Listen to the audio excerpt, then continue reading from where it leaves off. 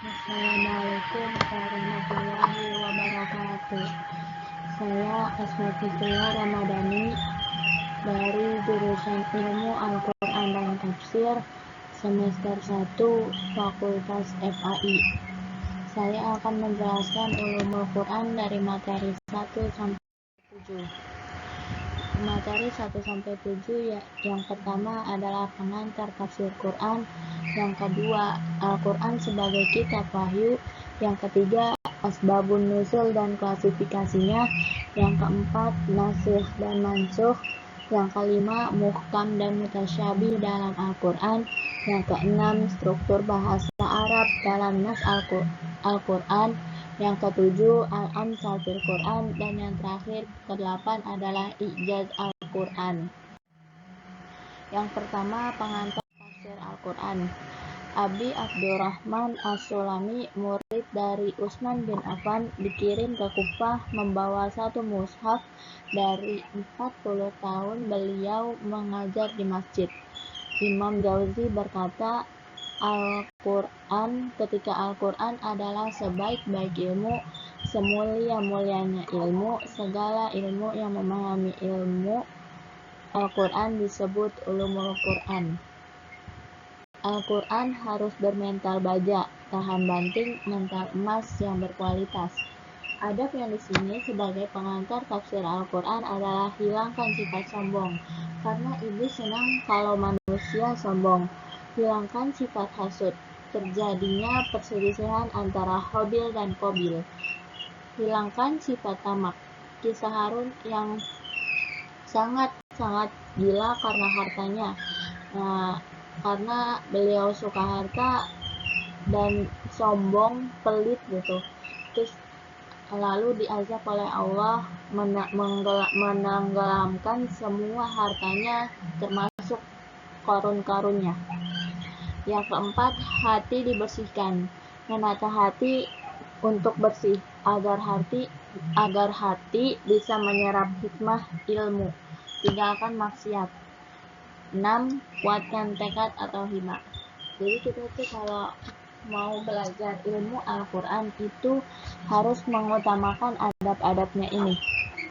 Mengapa hilangkan sifat sombong? Karena sombong itu nggak boleh gitu. Karena iblis itu suka sifat sombong kalau manusia sombong. Nah, sifat hasud itu karena iri dengki termasuknya.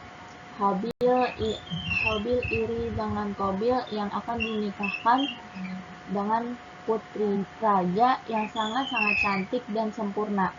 Lalu si Habil ini iri dengan Qabil ini iri dengan Habil. Terjadilah perselisihan antara mereka sehingga saling membunuh antara lainnya.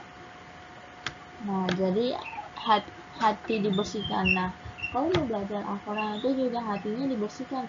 Masa kita sebagai belajar Al-Quran masa ini hatinya kotor, penuh iri dengki, penuh ini. Nah, jadi harus dibersihkan. Tinggalkan maksiat. Jadi kita itu kalau mau belajar Al-Quran tinggalkan maksiat dulu. Nggak boleh melakukan maksiat juga. Hindari maksiat gitu. Kuatkan tekad atau niat. Jadi kita tuh harus niat yang sangat kuat untuk mempelajari tafsir Al-Quran. Yang kedua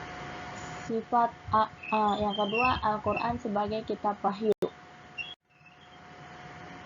Prasidensi Al-Quran. Konsep wahyu Al-Quran dalam pandangan Islam merupakan suatu hal yang preseden. Dalam interval waktu selama 14 abad ke belakang, tidak ada satu rasul yang diutus setelah Nabi Muhammad SAW. Maka dalam memahami fenomena wahyu, kita merujuk kepada laporan otentik dari Rasulullah atau para sahabatnya yang mengikuti kehidupan beliau. Jadi kalau kita konsep wahyu itu turun dari Allah melalui malaikat Jibril lalu turun kepada Nabi Muhammad. Itu disebut dengan mutawatir atau berangsur-angsur. Kemudian konsep wahyu Al-Quran telah menjadi epistemologi yang mapan dalam tafsir Al-Quran yang terkait dengan apa yang disampaikan beliau. Jadi konsep Al-Quran itu sebagai kehidupan Nabi Muhammad juga. Jadi kehidupan Nabi Muhammad begini, Al-Quran juga diturunkannya sesuai kehidupan Nabi juga. Kalau Nabi bermuka masam, maka turunlah Quran surat Abasa. Tetapi di situ dilarang untuk bermuka masam. Hal ini diperkuat oleh dalil nakli dari Al-Quran tentang tugas Rasulullah SAW untuk menjelaskan apa yang telah diturunkan Allah SWT atau Al-Quran agar manusia berpikir menjadi petunjuk. Dan Rasul berbuat adil di antara manusia dengan inspirasi petunjuk sepenuhnya dari Allah. Jadi dalil nakli ini dari Al-Quran tentang tugas-tugas Rasulullah apa aja sih gitu. Menyampaikan, yang pertama menyampaikan wahyu, yang kedua agar manusia berpikir, terus yang ketiga sebagai menjadi petunjuk. Petunjuk apa sih? Petunjuk kehidupan manusia agar selalu benar di jalannya Allah. Yang keempat, Al-Quran adalah kitab yang tanzil, lafdan wa ma'nah minallah. Proses kodifikasi dalam Al-Quran berlangsung sangat ketat melalui hafalan dan tulisan, sehingga tidak memungkinkan terjadinya penyimpangan. Jadi Al-Quran dari abad ke abad itu sangat ketat melalui hafalan dan tulisan. Hafalan itu dihafal sebagai para penghafal Al-Quran dan tulisan. Nah, ada tradisi dalam sanad sehingga umat Islam tidak kehilangan cara untuk membaca Al-Quran dengan benar, sama dengan dibaca oleh Rasulullah SAW. Nah, jadi tuh dari tradisi sana tuh udah dari Rasulullah tuh sudah turun langsung gitu, dari Rasulullah ke para sahabat, para tabi'in, para tabi'at, dan seluruh sampai sekarang. Nah, Al-Quran itu kitab yang dijaga keautentikannya. Kenapa keautentikannya? Karena Al-Quran adalah mukjizat yang kekal, yang harus dijaga agar manusia itu percaya, karena percaya Al-Quran itu benar-benar kitab dari Allah, bukan Nabi Muhammad, bukan dari Nabi Muhammad. Lalu diteruskan ke bumi, lalu dikirim ke Abu Bakar, lalu ditulis oleh Utsman. Jadi ada Al-Quran Rasam Utsmani kan, satu hakikat dari Allah, sudah berbahasa Arab. Jadi dari Allahnya sudah berbahasa Arab. Mengapa? Karena menyesuaikan zaman pada saat itu, zaman Nabi itu, Nabi Muhammad SAW. Karena Nabi Muhammad zaman orang Arab, jadi di Arab, jadi berbahasa Arab agar orang-orang Arab pun paham gitu.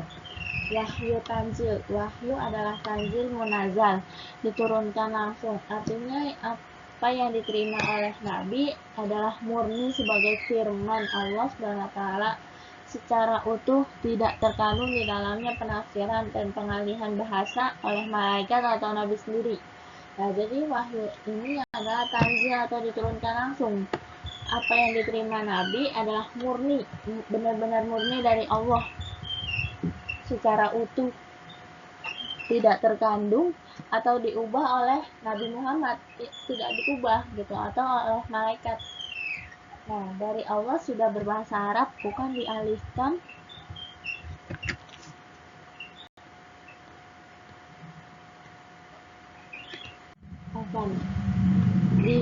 lalu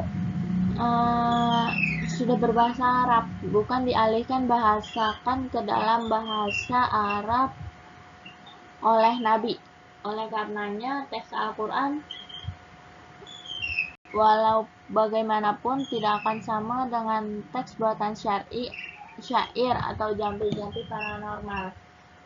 Karena dari Allah sudah berbahasa Arab dan tidak dialihkan ke dalam bahasa Arab oleh Nabi, tidak diubah oleh Nabi sama sekali, langsung ditulis oleh dari Allah gitu, lalu diturunkan ke malaikat, lalu ke Nabi.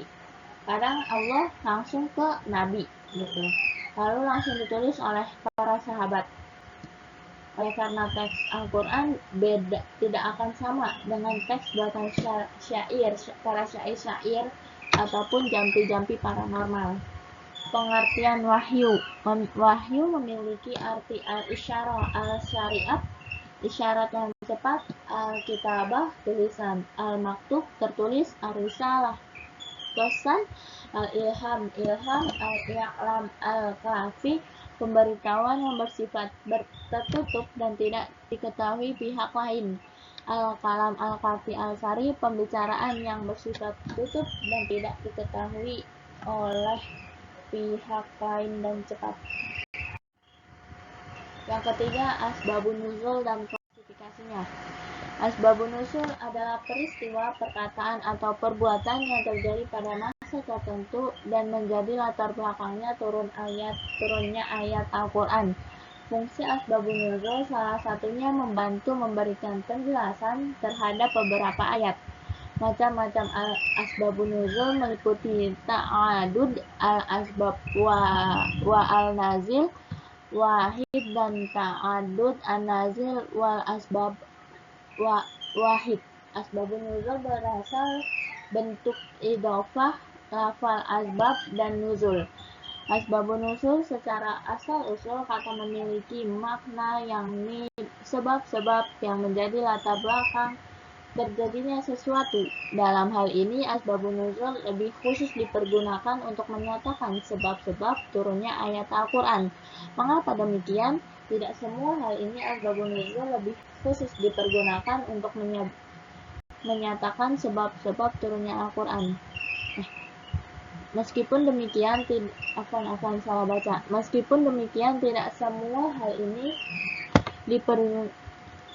semua ayat dalam kitab suci umat Islam tersebut memiliki asbabun nuzul. Sebagai contoh, beberapa wahyu yang mengisahkan para nabi terdahulu sebelum Nabi Muhammad SAW. Syekh Muhammad Abdul Azim Az-Zarqani sebagai ulama bidang Al-Quran berpendapat bahwa asbabun nuzul merupakan hal khusus atau sesuatu yang terjadi serta hubungan dengan turunnya ayat Al-Quran yang berfungsi dengan penjelas hukum pada saat peristiwa terjadi. Dilansir laman NU Online, dituliskan bahwa para mufasir Al-Quran sepakat bahwa asbabun nuzul adalah diturunkan ayat Al-Quran atas sebuah kejadian untuk mengabadikannya atau menjelaskan hukum atas kejadian tersebut. Fungsi asbabun nuzul memiliki peran penting dengan kaitannya seseorang memahami ayat Al-Quran. Apabila seseorang akan menafsirkan ayat Al-Quran, terlebih lagi mencapai pengertian yang baik, memahami asbabun nuzul berkedudukan penting. Pansuaidi dalam jurnal Asbabun Nuzul Pengertian Macam-Macam Redaksi Urgensi 2016 menuliskan beberapa fungsi tentang pengetahuan asbabun nuzul dan memahami ayat-ayat Al-Quran sebagai berikut. Mengetahui dan hikmah rahasia diundangkannya suatu hukum dan perhatian syara' terhadap kepentingan umum tanpa membedakan etnik, jenis kelamin, dan agama. Mengetahui asbabun nuzul membantu memberikan kejelasan terhadap beberapa ayat. Pengetahuan asbabun nuzul dapat mengkhususkan taksis hukum terbatas pada sebab, terutama ulama yang menganut kaidah khusus sebab khusus. Asbabun nuzul dapat membantu memahami apakah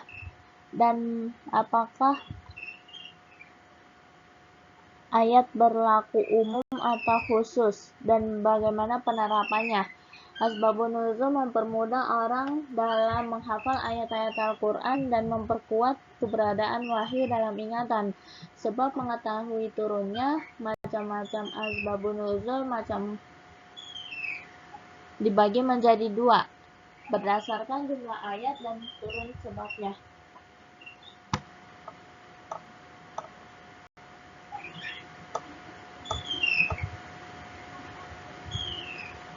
Pertama, ta'adud al-asbab wa al-nazil wahid merupakan beberapa sebab yang hanya melatar belakangi satu ayat Al-Quran. Contoh ayat yang pertama asbabul nuzul macam ini adalah surat Al-Ikhlas ayat 1, yaitu Qul huwallahu ahad. Kedua, ta'adud an-nazil wal asbab wahid adalah satu sebab yang melatar belakangi turunnya beberapa ayat Al-Quran. 5 contoh yang memiliki asbabun nuzul meliputi surat Al-Kahfi ayat 28, Al-Quran surat Ad-Duha ayat 1-3, surat An-Nisa ayat 59, surat Abasa ayat 1-10, dan surat Al-Ahqaf ayat 1-5. Contoh-contoh ayat yang tidak memiliki asbabun nuzul yakni memuat cerita para nabi terdahulu. Yang keempat adalah nasikh dan mansukh. Kata nasikh secara bahasa sebagaimana disebutkan oleh Al-Suyuti Al-Itqan memiliki 4 kemungkinan makna, yakni al-izalah menghapus, al-tabdil menggantikan, al-tahwil mengalihkan, al-naqli memindahkan. Secara lughatan, dari segi bahasa, lughah nasikh bisa diartikan sebagai penghambatan atau penghapusan. Artinya maksudnya itu kayak penghambatan atau penghapusan gitu. Contoh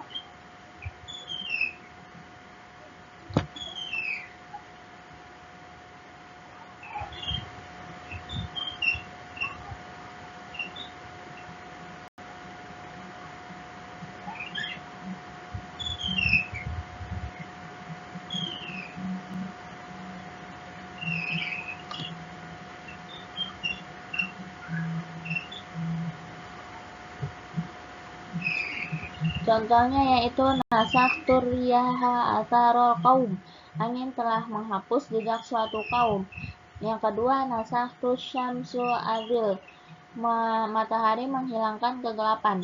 Secara istilah, nasikh adalah ketika ada satu dalil syar'i yang turun lebih akhir dari dalil syar'i yang sebelumnya dengan membawa hukum yang berbeda daripada dalil yang turun lebih awal, sehingga dalil atau ayat yang turun lebih akhir menghapuskan hukum ayat yang turun lebih awal. Ini disebut nasikh, dan ayat yang turun lebih awal disebut mansukh. Artinya penjelasan berakhirnya masa berlaku suatu hukum melalui dalil syar'i yang datang kemudian. Contohnya bayanu intiha tu hukmi syara'i bataraki syara'i nasrahi Allah. Penjelasan berakhirnya masa berlaku suatu hukum melalui dalil syar'i yang datang kemudian. Yang kedua, raf'i hukmi syara'i anil mukallaf bi hukmi syar'i masaluhu syata akhir. Pembatalan hukum syara' yang ditetapkan terdahulu dari orang mukallaf dengan hukum syara' yang sama yang datang kemudian. Syarat-syarat nasikh. Yang pertama, hukum yang dihapuskan adalah hukum syara'. Dalil yang menghapuskan hukum yang lam itu menghapuskan hukum syara' yang datang kemudian selepas hukum yang ingin dimasukkan perkara. Perkara yang dimansukhkan hukumnya mestilah tidak terikat pada masa tertentu. Jika suatu hukum syara' itu terikat kepada masa, maka hukum itu akan berakhir dengan tamatnya tempoh pelaksanaan hukum tersebut. Oleh yang demikian, hukum yang ingin dimansuhkan itu mestilah tidak terikat pada masa tertentu, dan kemudian barulah ia dinamakan sebagai nasih yang datangnya hukum syar'i yang baru. Bagaimana cara mengetahui adanya nasih dan mansuh? Riwayat yang jelas dari Nabi atau sahabat. Nah, riwayatnya tuh jelas dari sahabat atau Nabi. Ijma atau konsensus umat terkait mana yang nasih dan mansuh, dan riwayat sejarah yang valid yang menunjukkan mana ayat yang turun terlebih dahulu, mana ayat yang turun di akhir. Contoh urgensi: Quran Surat Al-Baqarah ayat 106, Quran Surat Al-Baqarah ayat 115, Quran Surat Al-Baqarah ayat 150. Allah menghendaki kemudahan bagi kaum muslimin. Quran Surat Al-Anfal ayat 66. Puasa dan kebutuhan suami istri, itu Quran Surat Al-Baqarah ayat 187. Allah mengetahui kemampuan hambanya adanya nasih dan mansuh untuk memberikan kemaslahatan umatnya, untuk mempermudah dari hukum yang berat dan memperberat hukum yang mudah, atau zina dan khamar. Quran Surat Al-Ma'idah ayat 91 dan Quran Surat An-Nisa ayat 15-16. Fungsi adanya nasikh dan mansuh: mengganti hukum yang setara, mengganti hukum yang lebih mudah, mengganti hukum yang lebih berat. Yang berlaku hukum nasikh dan mansuh hanya ayat ahkam hanya 500 dalam Al-Quran. Nah, yang ini pengetahuan ilmunya, ilmu yakin atau tahu ilmunya. Kita tuh harus tahu ilmunya dulu. Ainul yakin, melihat ilmunya. Yang ketiga, hakul yakin, merasakan ilmunya. Yang kelima, muhkam dan mutasyabih dalam Al-Quran. Nah, dalam muhkam dan mutasyabih, Quran Surat Hud ayat 1, Quran Surat Az-Zumar ayat 23. Nah, apa sih muhkam? Muhkamat. Ayat muhkam berarti ayat Al-Quran yang jelas. Makna menurut bahasa hakama yahkumu. Muhkam berasal dari kata yang berarti memutuskan dua hal hukuman. Makna yang menurut istilah muhkam artinya suatu ungkapan yang maksud makna lahirnya tidak mungkin diubah atau diganti. Nah, mutasyabihat sebagai lawan dari kata muhkam, yaitu ayat-ayat Al-Quran yang mengandung kesamaan dan kepelikan dalam memahaminya. Allah menurunkan ayat-ayat mutasyabihat untuk menunjukkan kepada manusia untuk berpikir dan mengungkapkan rahasianya. Nih contohnya, nggak boleh menjadi saksi atau dicambuk 80 kali. Quran Surat An-Nisa ayat 4. Menyebarkan berita hoax, terkhusus fitnah, zina, kekerasan, dan pelecehan. Haramnya jelas. Quran Surat Al-Ma'idah ayat 3. Perintahnya jelas, tidak serupa. Penciptaannya perempuan dan laki-laki. Quran Surat Al-Hujurat ayat 13. Halalnya jelas. Tuhan yang Maha Esa. Quran Surat Al-Ikhlas dan Quran Surat Al-An'am ayat 19. Ibnu Abbas radhiyallahu anhu berpendapat bahwa ayat-ayat Al-Quran yang muhkamat adalah menjelaskan apa yang dihalalkan dan diharamkan, yang belum dibatalkan, dan yang harus diimplementasikan. Contoh kategori ini adalah ayat-ayat Al-Quran yang mengandung prinsip bagi manusia seperti anti kemusyrikan, berbakti kepada orang tua, larangan membunuh, berzina, mencuri, dan sebagainya. Mutasyabihat adalah ayat yang mengandung huruf terpisah seperti muqatta'ah, contoh alif lam mim, nun yang berbeda pada awal surat Al-Quran dan dikenal dengan fawatih al-suwar, itu ayat-ayat yang sudah dibatalkan, tidak dilaksanakan, juga termasuk kategori mutasyabihat. Quran Surat Al-Ma'idah ayat 6 atau serupa. Nah, macam-macamnya hakiki, yaitu apa yang tidak dapat diketahui dengan nalar manusia, serupa. Quran Surat Al-Baqarah ayat 228 atau contoh 3 kali kuru atau 3 kali haid. Itu ya kalau mau cerai, habis itu mau nikah lagi itu harus 3 kali kuru, 3 kali suci, atau 3 kali haid. Quran Surat Al-Baqarah ayat 213. Ayat-ayat mutasyabihat yang tidak dapat diketahui oleh seluruh umat manusia kecuali Allah SWT. Contohnya seperti zat Allah SWT, hakikatnya, sifat-sifatnya, dan waktunya datangnya hari kiamat dan sebagainya. Ayat-ayat yang mutasyabihat yang dapat diketahui oleh orang dengan jalan pembahasan dan pengkajian yang mendalam.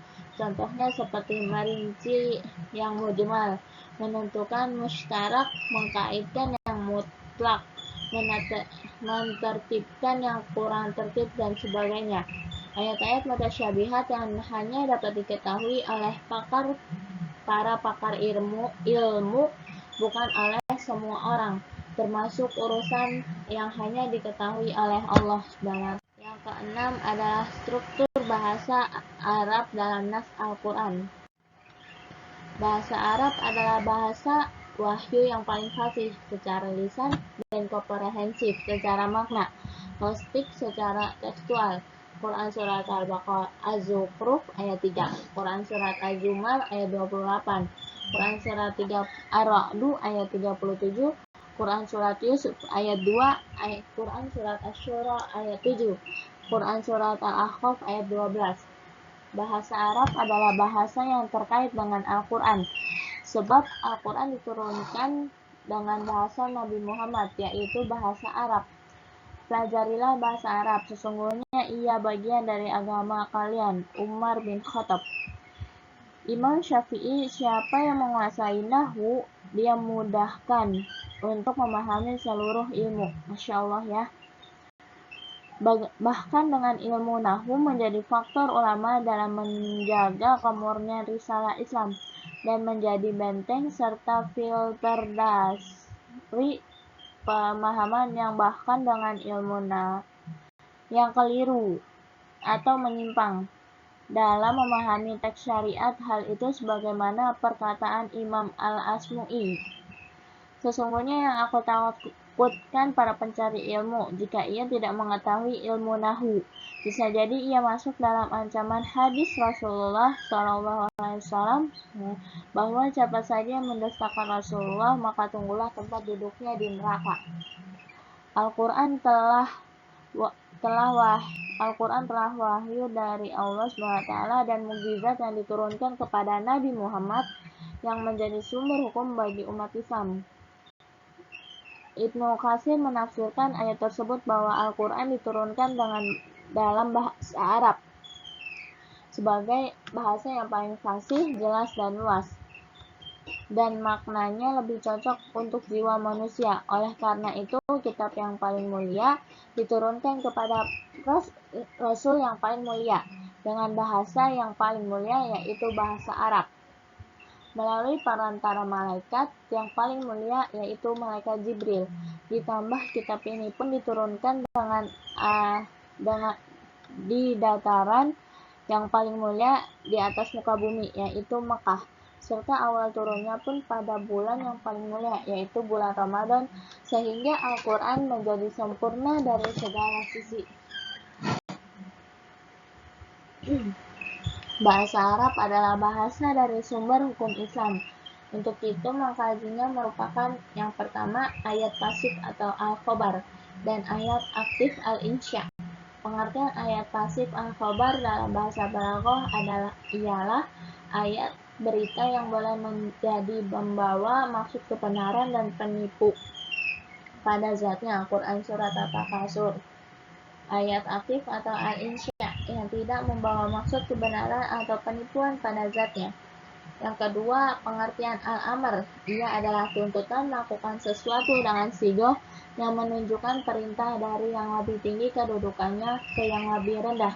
Al-amr hukum asalnya perintah wajib, tetapi terkadang memiliki banyak variasi dalam penggunaan sehingga memiliki makna yang berbeda sesuai dengan qarinahnya. Quran Surat Al-Baqarah ayat 43, fi'il amr. Quran Surat Al-Hajj itu fi'il mudhari'.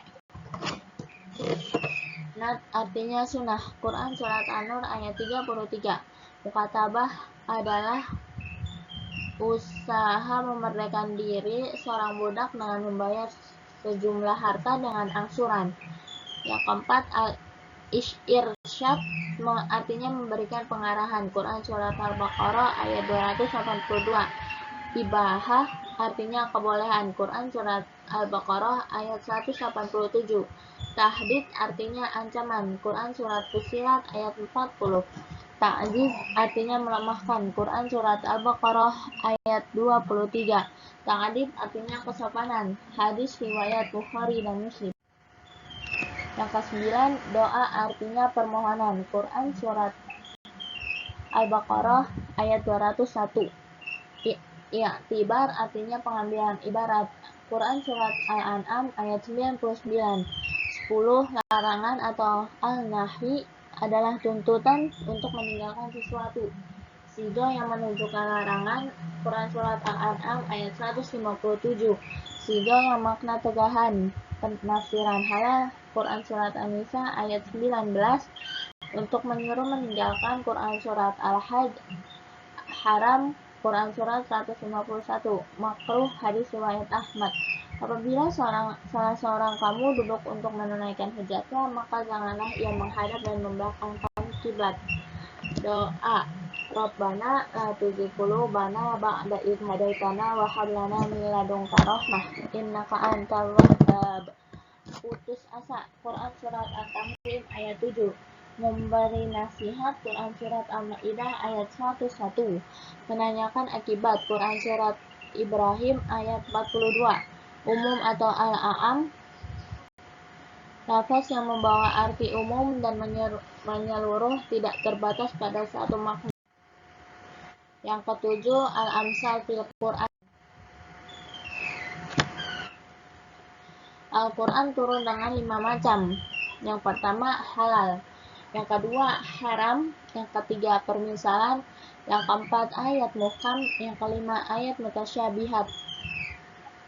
Tujuan permisalan mengambil keputusan atau ibrah. Contoh, permisalan dunia itu fana, seperti memakan daging bangkai. Quran Surat Al-Hujurat ayat 12. Orang yang menyembah selain Allah, menyatukan Allah, dipermisalkan seperti laba-laba. Quran Surat Al-Ankabut. Klasifikasi al-amsal. Yang pertama, al-amsal al-musarra'ah. Yang kedua, al-amsal al-kaminah. Yang ketiga, al-amsal al-musalah.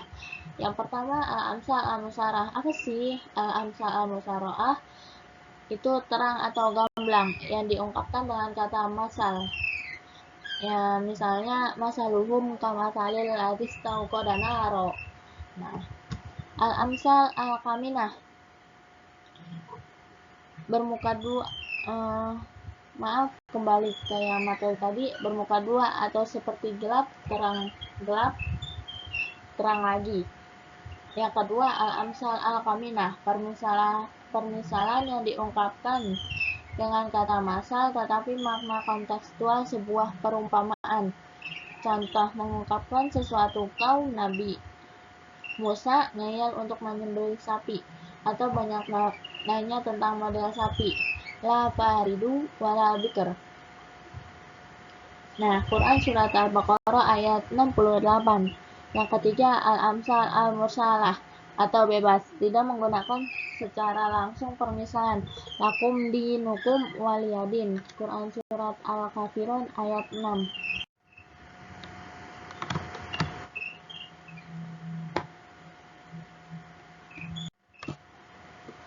Yang ke-8 atau terakhir yaitu ijaz Al-Quran.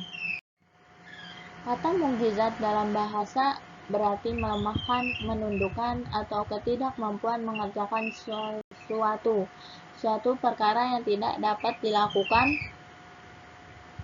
manusia baik secara individu maupun kolektif. Memperlihatkan kebenaran Nabi dalam pernyataan sebagai Rasul, dengan memperlihatkan kelemahan orang Arab dalam menantangnya mukjizat yang kekal, yaitu Al-Quran, dan kelemahan orang-orang yang datang sesudah mereka. Sesuatu hal atau tulisan yang menyalahi adat kebiasaan yang ditampakkan Allah di atas kekuasaan seorang nabi untuk memperkuat kenabiannya. Klasifikasi mukjizat Al-Quran. Mukjizat hissi, ya, atau mukjizat para nabi. Yang pertama, Nabi Musa. Nabi Musa alaihissalam.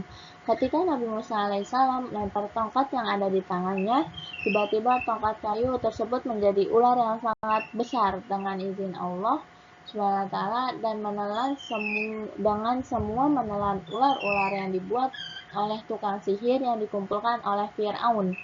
Yang kedua, Nabi Isa alaihissalam. Dengan izin Allah, Nabi Isa dapat menyembuhkan orang yang buta sejak lahir, menyembuhkan orang menderita sakit belang, membuat bentuk burung dari tanah liat yang kemudian hidup, menghidupkan orang yang sudah mati, yang terakhir mendatangkan makanan dari langit. 2. Mukjizat akliyah atau maknawiyah. Mukjizat ini dapat diketahui dan dipahami dengan kecerdasan akal manusia, kemampuan untuk membedakan antara baik dan buruk. Aspek kemujizatannya. Aspek bahasa, Quran Surat Ar-Rahman atau Quran Surat Al-Waqiah. Misalnya, A'udzu billahi minasyaitonir rajim. Bismillahirrahmanirrahim. Ar-Rahman 'allamal Qur'an, khalaqal insan, 'allamahul bayan. Nah, dalam Shadaqallahu Azim. Nah, dalam Quran Surat Ar-Rahman ini sendiri kan belakangnya nun semua kan. Nah, itu bahasa yang sangat-sangat bagus gitu dalam Al-Quran. Tidak ada yang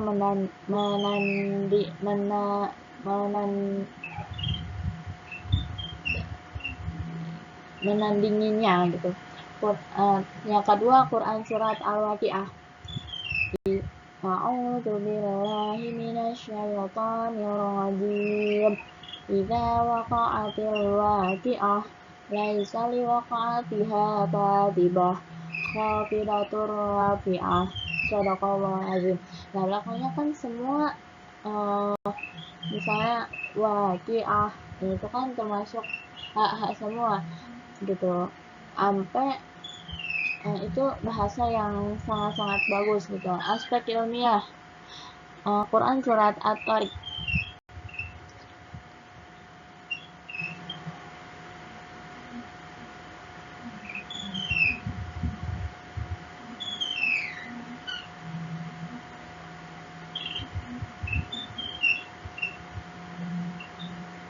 Nah, yang kedua, Quran Surat Al-Qiyamah ayat